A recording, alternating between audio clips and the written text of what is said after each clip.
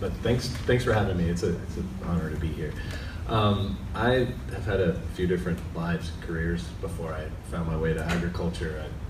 I have a degree in economics and finance, which just, I guess now shows that I could sit in a class, read some books, and take some tests. I had a really long career in the music industry, a brief moment in advertising, and then I read some books, like a lot of people do, and I grew up in New York City, in Brooklyn, and found myself moving up to the lovely town of Woodstock, New York, and started to raise livestock, and really start to look at what that all means.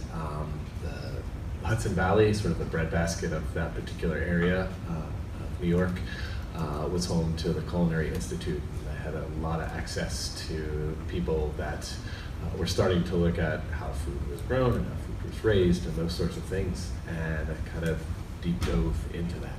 So not a real traditional classroom learning experience, but kind of like yourself, I had a lot of really great experiences from very many mentors. And through the years, I was very fortunate to hook up with organizations like the James Beard Foundation, Stone Barnes for Center for Agriculture, and start to really work with farmers and help tackle some issues in terms of talking about what they're doing and their story and their brand and their narrative, and really how to connect with consumers.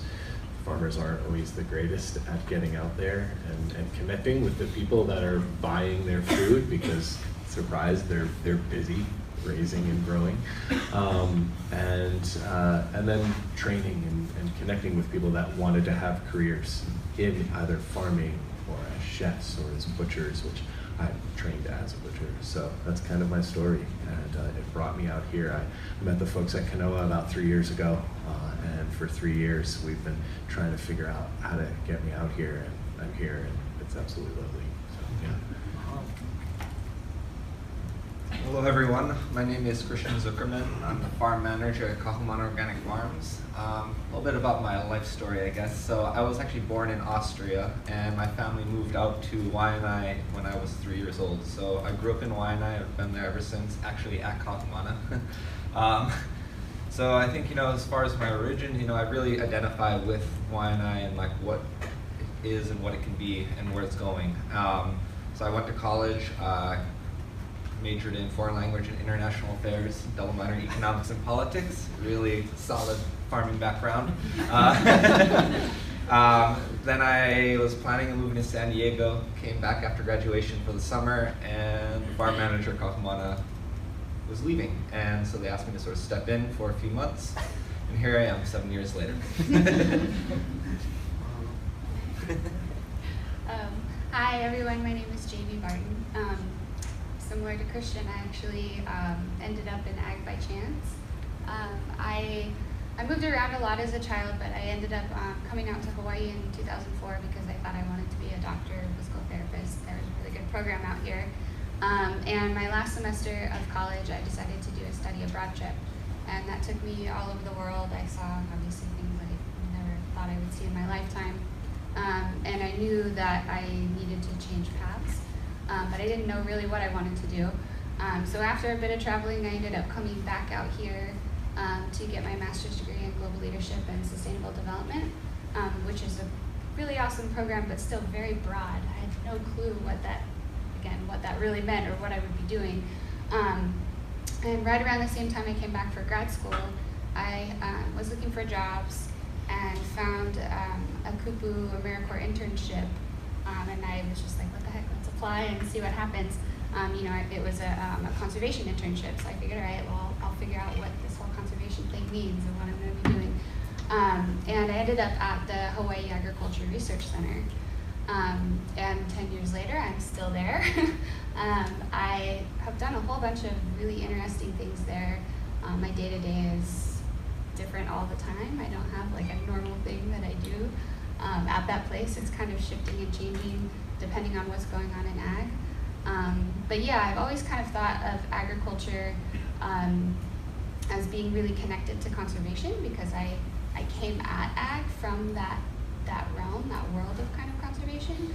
And so yeah, I don't know, I think I'll stop there. Mahalo. Some really smart cookies up here, as you can see. And so Jayme and Christian, I know you both quite well. We've spent enough time together and have a shared framework that we've operated from, being permaculture design, and which is, I think of as my introduction to systems thinking, but framed through a sort of agricultural lens. And Bryan, we haven't been able to spend that time. We've just met, but I am like, we should hang out. You were introduced to me by Jack Bootel. I just call him Boots, like and Jack was one of the co-founders of Kunoa Cattle. And as soon as Kunoa blipped up on my screen, found myself not only intrigued but really excited to see someone that was looking at actually restoring soil carbon through ranching, and which is amazing. And I'm not going to steal any of your thunder. I'll let you speak to that. But just wanted to draw some of the threads between how we're connected, and also point out that there are actually a number. It's a really intensively innovative ecosystem of regenerative, especially around regenerative ag enterprises here in Hawaii. They don't all necessarily think of themselves or describe themselves at it. In fact, you folks have actually spent time at some of these, Pai, Kako'o, really good examples of it.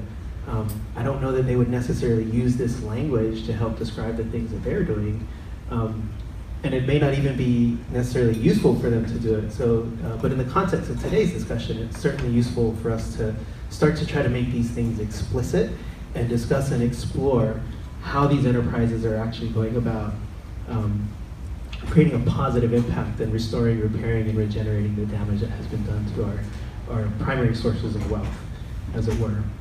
So that being said, we'll go around and we'll do another round robin. And so, Bryan, maybe you can tell us a little bit about your regenerative enterprise.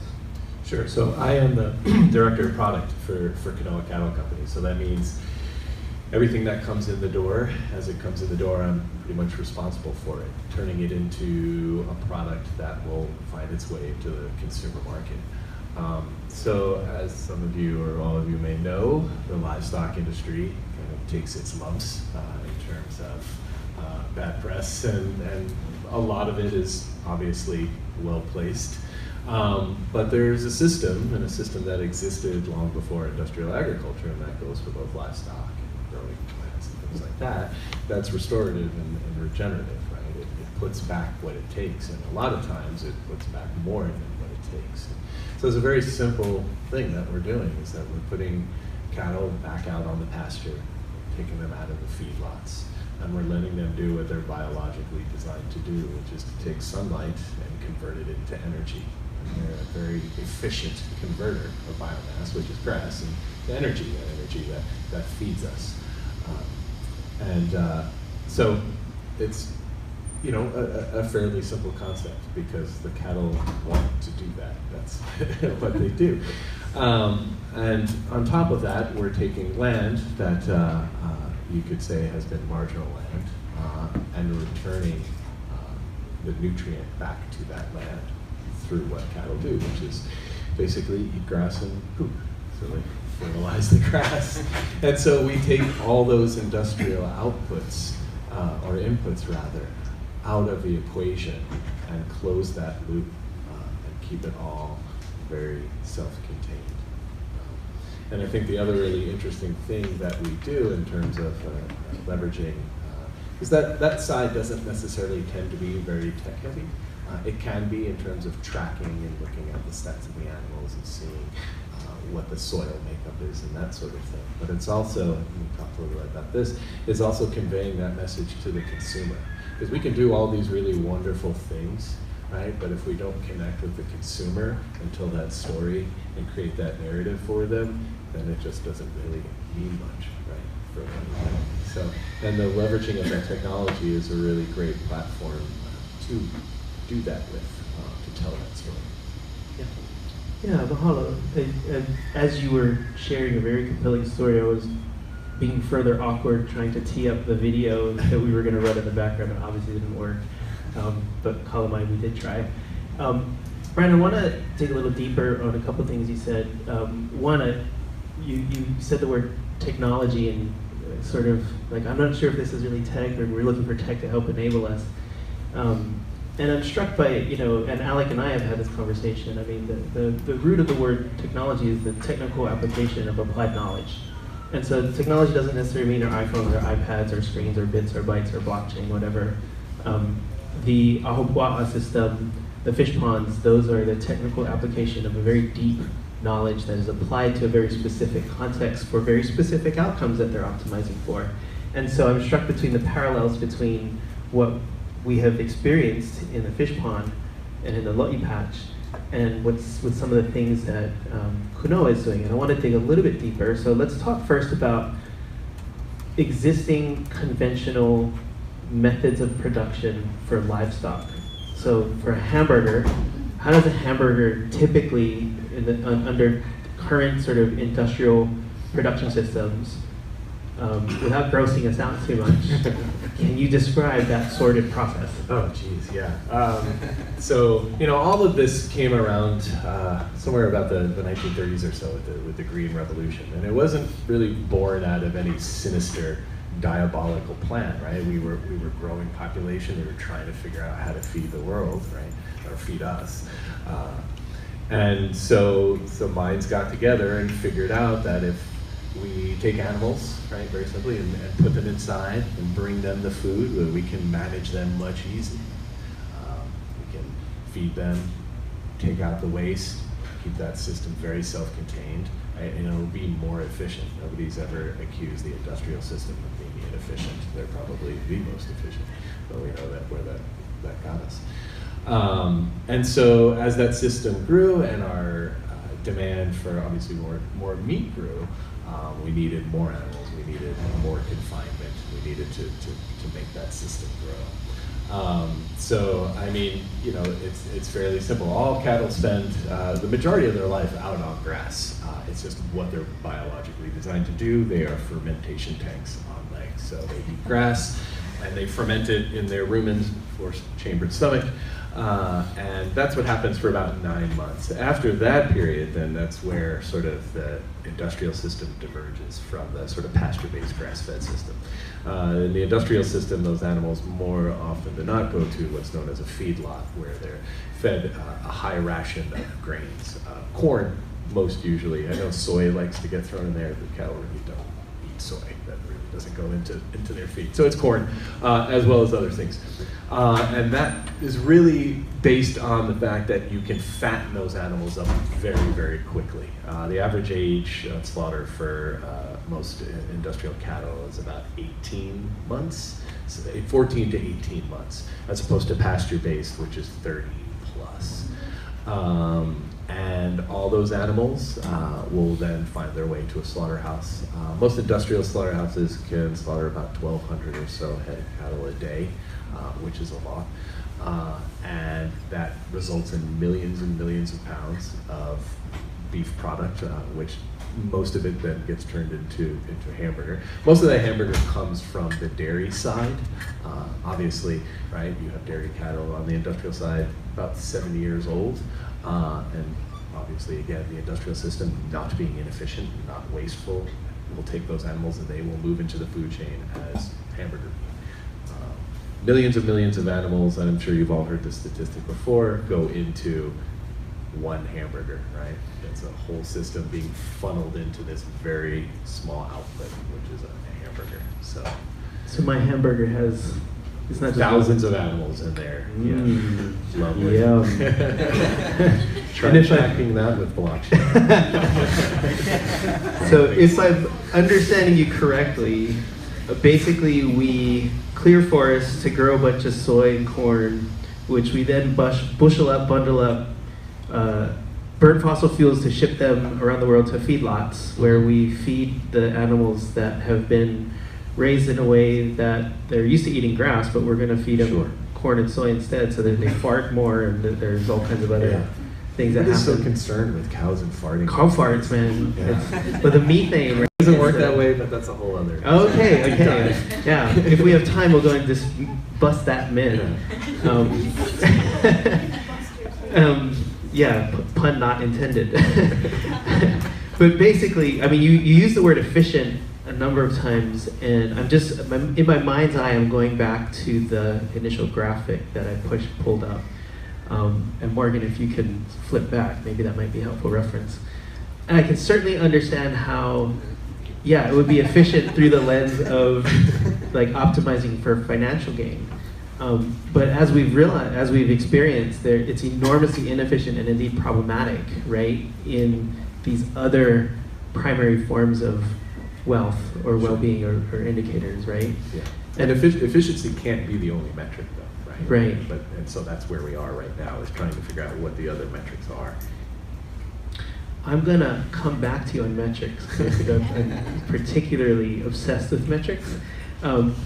Let's stay deep a little bit. I'm gonna keep us in the field for a bit and help us to understand what are some of the unintended consequences of concentrating animals that way, and in that industrial food production methods. When we optimize for financial profits only, there are externalized costs, right? So for example, how are eutrophication zones in nearshore areas around our waterways related to corn and soy that's grown that eventually winds its way up in the feedlot?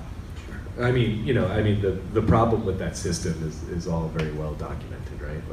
And so the natural system has a way of taking care of itself. It can repair, it can regenerate, it can do all the things if given enough space and time to do that, right? We know this.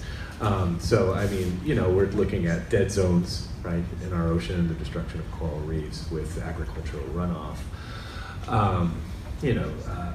We're looking at increased flooding, right, because we're taking that soil, right, and monocropping it, reducing its ability to retain water, right? So we're sort of intensifying sort of natural occurrences, right? So we're going to get storms, we're going to get massive amounts of rain and those sorts of things, but our soil is no longer equipped to act as a sponge for that.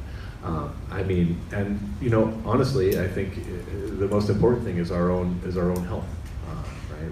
We're raising unhealthy animals, we're growing unhealthy produce, and we're adjusting that. And so, more than killing the oceans and killing the soil, right? We're killing ourselves by eating really low, nutritionally balanced foods. Right? Thank you for that deep dive. I know that's much appreciated. Christian. Over to you. Tell us about your regenerative enterprise. Well, okay. So first off, Kahumana Organic Farms, we're part of a much larger nonprofit. I'll just give a quick overview of that. But Kahumana was founded in 1974, and our nonprofit name, our official name, is Alternative Structures International. So I think just in the name alone, it sort of gives you an idea of what Kahumana as an organization is trying to do, is trying to address a lot of these issues, like how can we create an alternative structure to the norm? And I think that's what sort of, well, obviously I was not a part of the founding group of people who started Kahumana, but I think what they intended was really to come together and how do we create these alternative systems to sort of push these ideas forward. So over the years, we were historically a treatment facility for chronically mentally ill. That was our primary work for 25, 30 years. And then while that was happening, we sort of branched out into a couple other sectors. And we manage a transitional housing program for homeless families. We have about 100 families going through our program, with the end goal being that when they exit, that we have placed them in a permanent housing and permanent work. We have a learning center for people with developmental disabilities.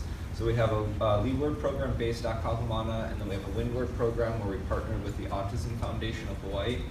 And that goes once again, back to the sort of more of a holistic approach, trying to get away from the norm, get away from that institutionalization, and really get them out in the community, get them on the farm, get them doing art, doing what we all like to do. And we also, so those are our two sort of social programs. And then in support of those social programs, what we have our social enterprises and ventures. And that's where, you know, the farm comes into play. We have a farm-to-table restaurant. We have a commercial kitchen that produces meals for the KP on the Leeward Coast, schools, Head Start programs, YMCAs. We have a retreat center located on site. And so the model is that these social enterprises are in support of the social programs by generating revenue to support the programs, but also by integrating the programs with the enterprises in the sense that we have participants from our housing program getting job training, job placement within our ventures, and also the participants from the Learning Center get to come out and experience that, you know, get to harvest carrots. You know, we had a couple of participants harvesting carrots with us the other day. Come down, help us package up vegetables that then go to market. Yeah, so there's a lot going on within Kahumana. I'm not going to dive too much into that unless Matt wants me to. But as far as like what I manage, so I manage anything that's related with the farm, which is also quite an enterprise in itself.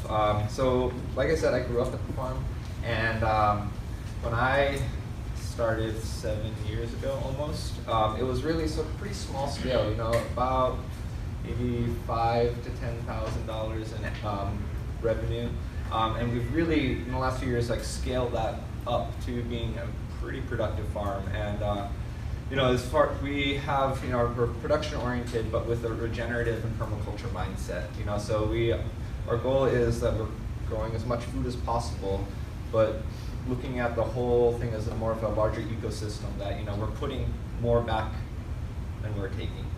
And I think, you know, so that we can leave it for future generations, and, you know, it will keep on giving us food and future sustenance.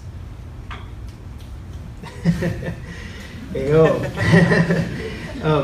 And in full disclosure, I serve on the board of directors for Kahumana Farm, so full on nepotism on display right here. But it actually goes back to, in all seriousness, goes back to the working from residents and the relationships that we weave, right?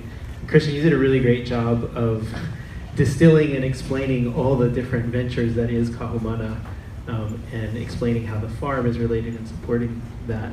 I do want to do a little bit of a deeper dive and explore a little bit further this notion of technology as the technical application of applied knowledge, and learn a little bit more about some of the specific things that you do to ensure that your soils are left better, that you're putting more back in. Maybe we'll start to, the soils where your farm is are quite unique to begin with, so maybe we can start there. So yeah, Kahumana Farms, we're right in the center of Ululule Valley, which has a very rich vertisol clay. It's also in the center of a caldera, so, you know, it has all that very volcanic soil, so it's, you know, very rich in nutrients to begin with. However, you know, as a farmer, you know, we don't want to just mine that out till there's nothing left, because then, you know, it's much easier to maintain your soil than to have to rebuild it, because, you know, once it's dirt, it takes much longer to get back to the other side. So, you know, as far as like our sort of regenerative practices that we employ at Kahumana, you know, we do active crop rotation. You know, we don't try to plant the same thing over and over again in the same place, because those, if you have, say, a carrot, you can plant it in the same place for years, it's going to eventually mine out all those nutrients and it won't leave anything left. However, if you cycle in other crops, you know, salad and beets and leeks and things like that, each one of those sort of has its own palette that it wants to eat, you know, it has its own nutrients that it needs, and it also puts things back in the soil that the others wouldn't. So we do crop rotation, we do cover cropping, you know, we do sort of poly cover cropping, you know, not just one species, you do multiple species of cover crop. And the idea of a cover crop, it's really, you're not getting anything out of it, like as, you know, a yield, you're really just growing it to put it back into the soil. So it's, you know, putting nitrogen, putting carbon back into the soil. And if you've ever been out to Kahumana, it's not, you know, we're 25 acres, but it's not 25 acres of flat land. That's all, you know, fields. You know, we have about 5 acres in field production, and then the rest is sort of, you know, agroforestry, you know, fruit trees, you know, alley cropping, things that, you know, around the edges that are providing sort of that natural ecosystem that you don't find in traditional farming. And we also do composting. also composting, also alley cropping. We can talk about alley cropping. Do you want to talk a little bit about that? Yeah, sure. So alley cropping, it's essentially, it's the idea of where you're creating alleys by incorporating fruit trees or vegetation, and then you're planting in between that. And the benefits of that is that you're creating sort of a microorganism bank on the edges by the alleys, the trees and things like that. And it's creating sort of a natural protection for your crops that you're growing in between. Yeah, so you're sort of increasing the biodiversity by increasing the functional diversity of the systems. There's a couple questions that have popped up that I want to address to help ensure that we build a common shared baseline understanding together. So going back to some of the things we were talking about, Bryan, what is a eutrophication zone? I think I can address this. Eutrophication zones are basically dead zones that have occurred in and around where major watersheds empty into the ocean. And so if you can imagine in your mind's eye a map of the United States and the Gulf of Mexico, there's an enormous eutrophication zone there because all of those massive watersheds are picking up the excess runoff of agricultural inputs and concentrating it, that's what a watershed is designed to do, into those nearshore areas. And whenever you have an excess of one thing, it's a pollutant. And that is problematic and then causes these dead zones, which are called eutrophication zones.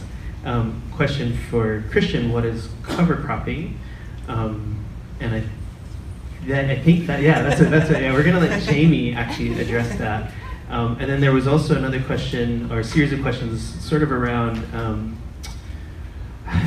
impacts of mass farming has on animals and the planet, plant-based lifestyles, and addressing or acknowledging the interconnectedness between animals, people, and the environment. And I think we can come back to that.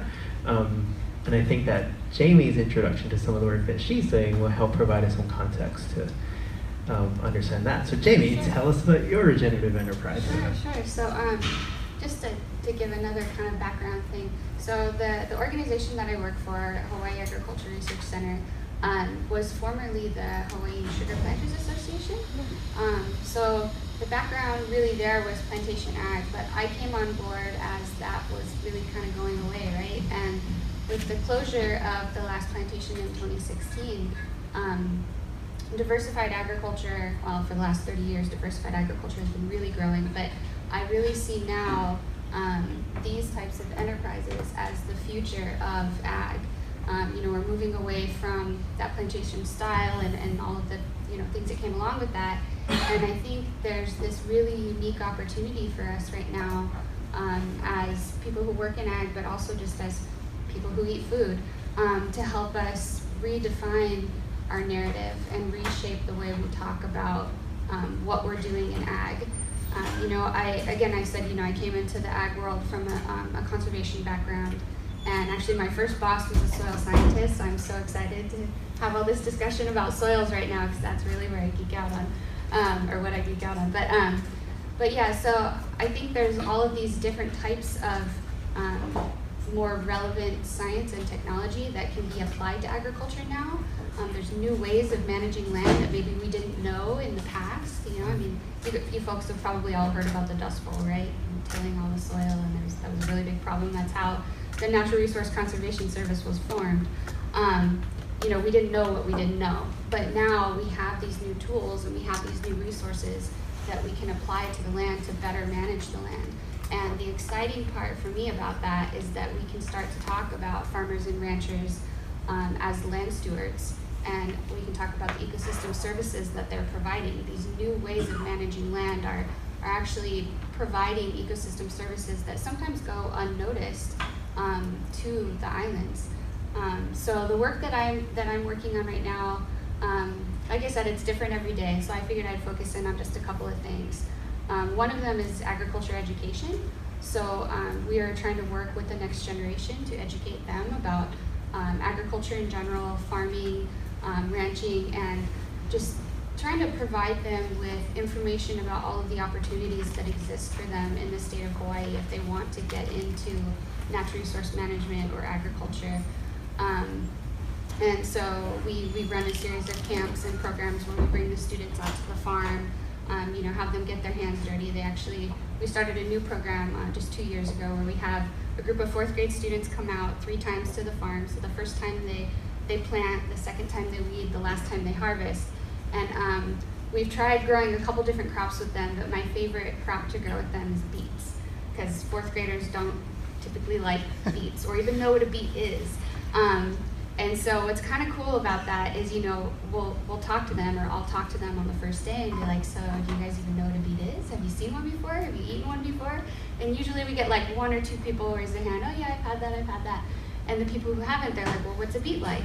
And I'm like, okay, well, it's really earthy. Sometimes it kind of tastes almost like dirt, but it's really, really good. And they're like, ew, you like dirt? And see, we just get to have all these really interesting, funny conversations. But the culmination of the program is they come out to the farm the 3rd time, they harvest their beets that they grew and they cared for, and then we partnered with this chef who cooks it up for them. And a lot of these kids, this is their first time eating a beet, and they're just blown away. I mean, he makes them beet cupcakes, so that's obviously good. You're adding sugar. They're gonna like it. But he's also, he's done salads and beet carpaccio. I don't even remember what that is, but you're actually eating the beet, and they like it. So I don't know, getting to do those kinds of things is really exciting for me. And then one of the other things I wanted to share with you guys is just kind of this focus on soil. So my first boss out at Hark was a soil scientist. And so in addition to thinking about ag in terms of conservation, I've always thought about ag in terms of soil and soil management and how we improve the health of our soils. So somebody had a question about cover crops and what those are. So a cover crop would be something that I would say falls under the umbrella of a best management practice, which is something that farmers and ranchers use to improve the quality of their soil. And like Christian was saying, you kind of don't get exactly something like tangible from a cover crop, but essentially what you're doing is, rather than planting a field with lettuce, you're coming in and planting a field with something called sun hemp or oats. You don't harvest and eat that crop, you till it back into the soil, or you incorporate it back into the soil, but it's helping you mine nutrients. Some of them help you fix nitrogen from the atmosphere, meaning you don't have to put on as much fertilizer. So things like that are different types of practices and things that we didn't know before, many years ago, that were good things to do on farms, and now we do. So that's some of the cool part about my job. I do research, so I research all these different things. I get to measure, I get to collect data and apply it to farming and these different enterprises.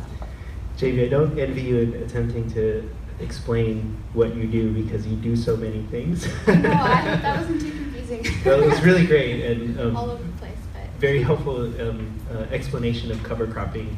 Yeah.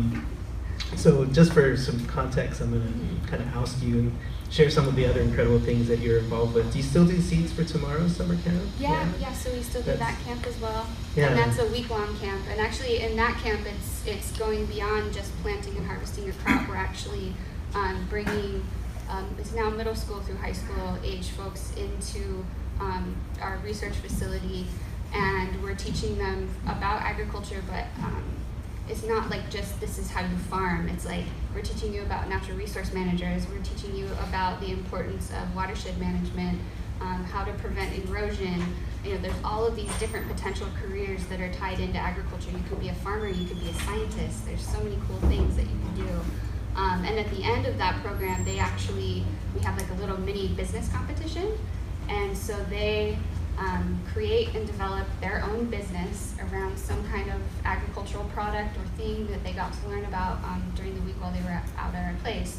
And on Saturday, we invite their parents and members of the community, and they do an entire business pitch. Like, they've got their elevator pitch, they build out a storefront, they have products, and they're so creative. Like, they've made the most interesting things. Like, we have cotton plants on the farm, we had someone sew pillows, and just stuff that I wouldn't have even thought of, yeah, it's really cool. And you have so much fun doing it too. Yeah. That is one of my favorite things that you do. Yeah. there's a couple questions coming in. One is actually related to metrics, like how do you measure, how do you know you're being sustainable? We are going to get to that, I promise. As you're describing the Seeds for Tomorrow program, I'm just sort of referring back to here and thinking like that's a really good example of an enterprise you're engaged with that is specifically geared to cultivating experiential and intellectual capital of these mid-schoolers and high schoolers, right? And so how do you, one of your specific metrics might be number of people that have gone through or how they've been transformed from start to finish. We've had kids come out of the Seeds for Tomorrow program that have come back and interned with us at Hart, whether it was helping out in the field or learning how to do tissue culture, which is super cool in the tissue culture lab. I don't know how to do that, but it's awesome. We're like teaching high schoolers how to do that. It's really neat. Yeah. I remember very clearly the first time I participated, you taught me how to extract DNA from a papaya using dish soap. Oh yeah. And I'm freaking out looking at these little strands of DNA. In a baggie, yeah. And Jayme leans over and goes, it's just science, man. Relax. Oh, thanks for telling me that. You know, you've just started your own farm, and that's a CSA, community supported agriculture type model. You also help out a local rum company by advising and helping them to grow heritage varieties of like literally the same sugarcane varieties that pre-contact Hawaiians would grow.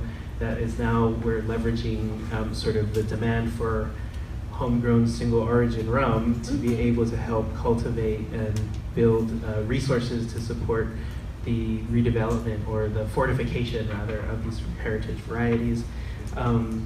There's also the farm equipment share. It's like a sharing economy kind of thing. So not quite Airbnb, not quite a ride share, but a farm share. So it's enormously expensive for me to go and buy a tractor, but hey, you've got a tractor and I don't need the tractor the whole time, so we can take turns using the farm share equipment there. And the thing I think that Alec was particularly interested in and excited about, the enterprise that you're engaged with, has to do with healthy soils and being able to track, to develop better metrics to be able to track soil health. Can you share a little bit about that? Yeah. So you guys have been visiting farms, right? You visited a couple, like a fish pond, and you said Kakauiwi, I think. So I'm guessing you might have heard of the term soil health.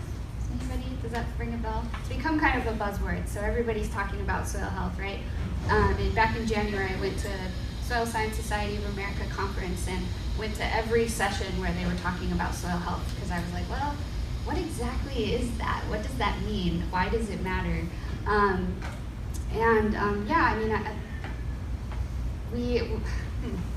I kind of lost my train of thought there. Tell us about the tools you're developing to be able to measure soil health. Yeah. So backing up a little bit, I also help out on the greenhouse gas sequestration task force for the state. Climate change is something that is very important to me.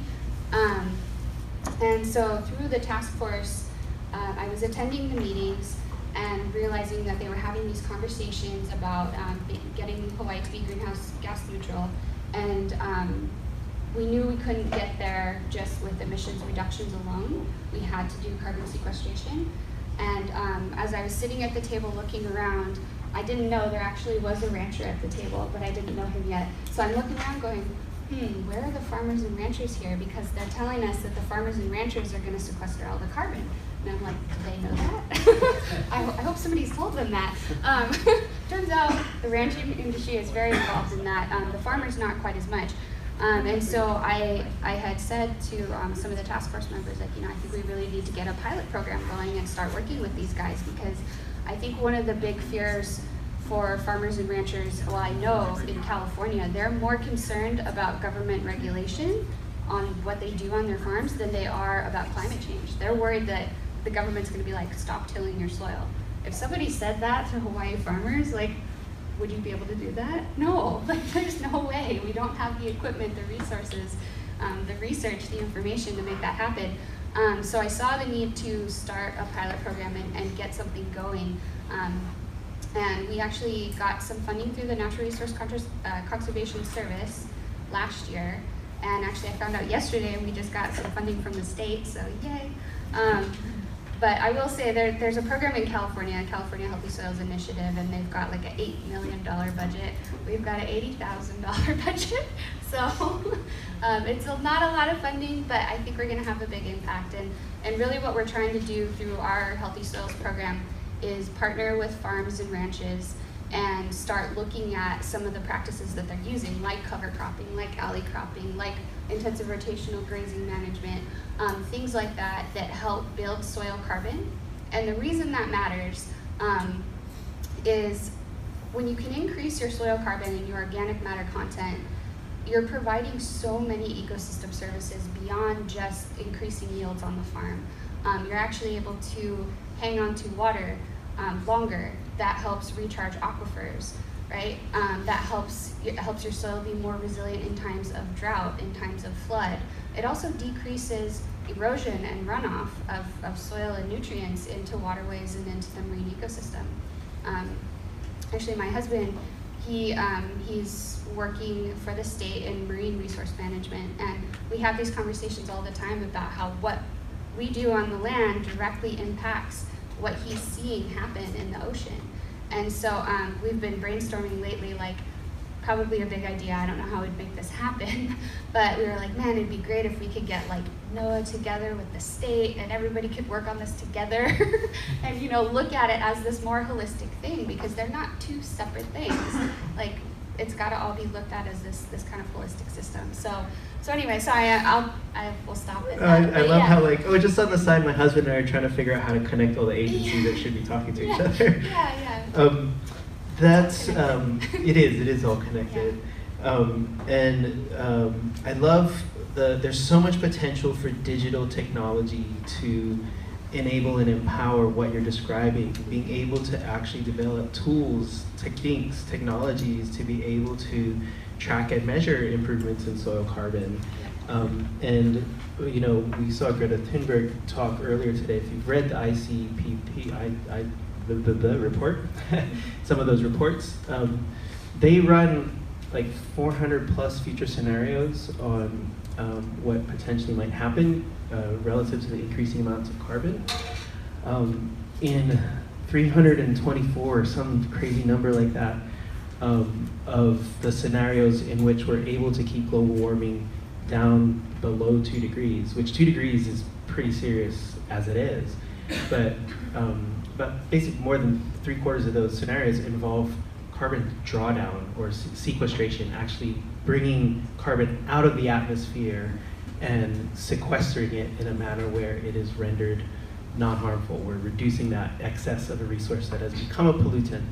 So Christian described a little bit earlier some of the specific tools and techniques that he's doing to go away from monocultural systems of agriculture to more biodiverse, more functionally biodiverse systems of agriculture, where he's actually consciously mimicking patterns that he observes in nature. And one of the things I love about Kahumana Farm is every time I go, he's trying something new. And it is this rapid iteration based on, like, does this work? Oh, what about this? I'm gonna try this. Oh, I think this might work. And it's like sailing a ship. It's this constant navigation. He's constantly changing course.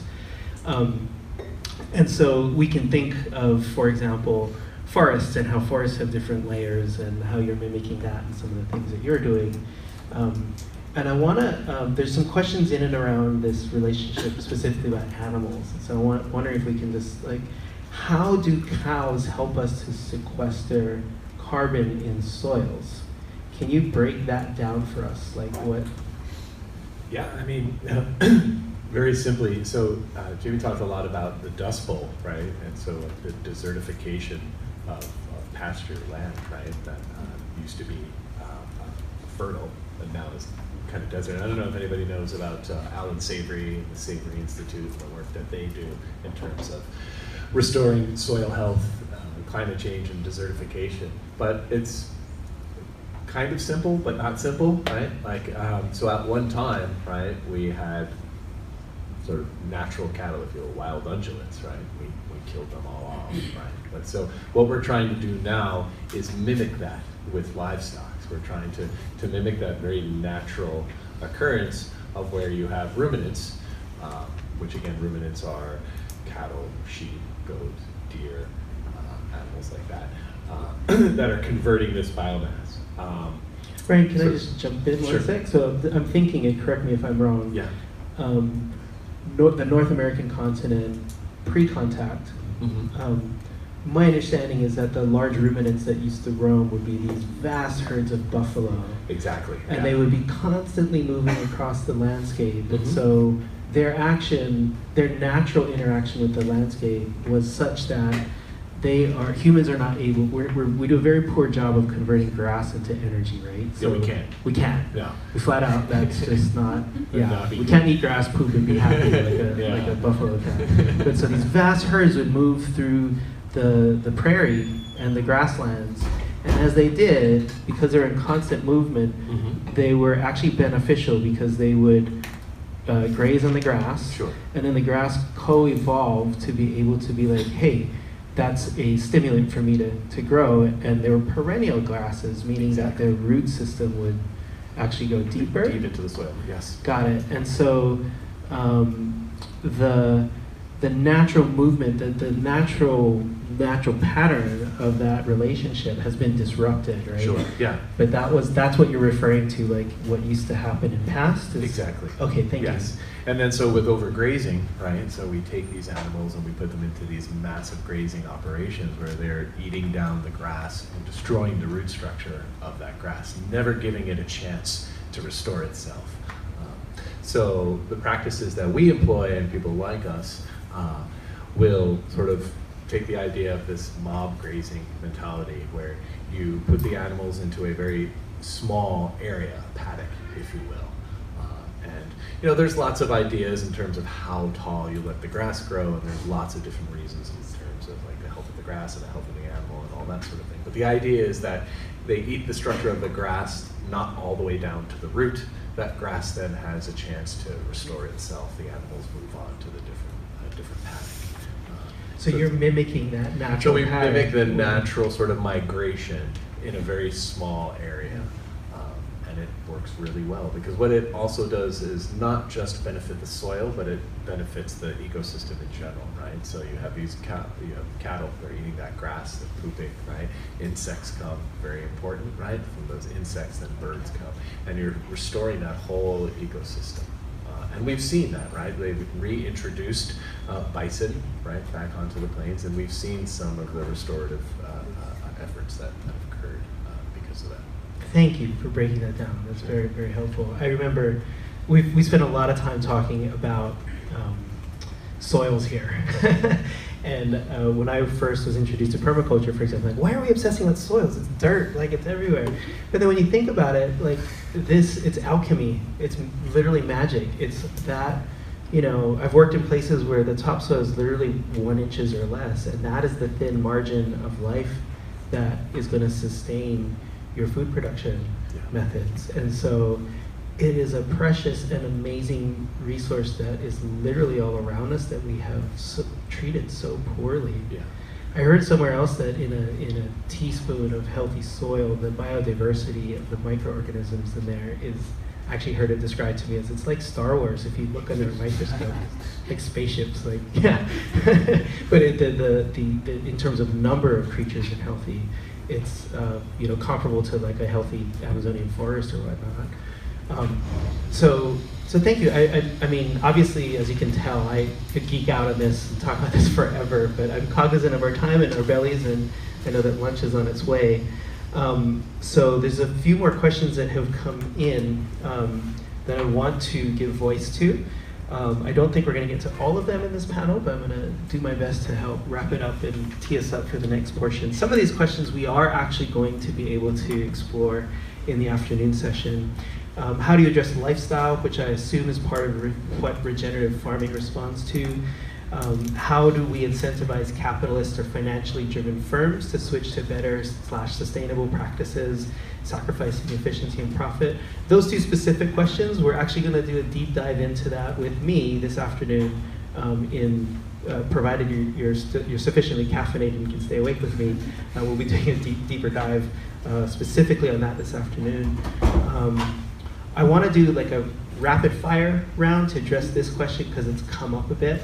How do you know your practices are sustainable? What data are you collecting? I'm going to rephrase that in a different way and ask you to share some non-financial metrics that you are tracking and that you're proud of, that you might be able to share, whatever that might be. Whoever, I know Christian has these. I've seen him like rip through them, but yeah, go for it. I mean,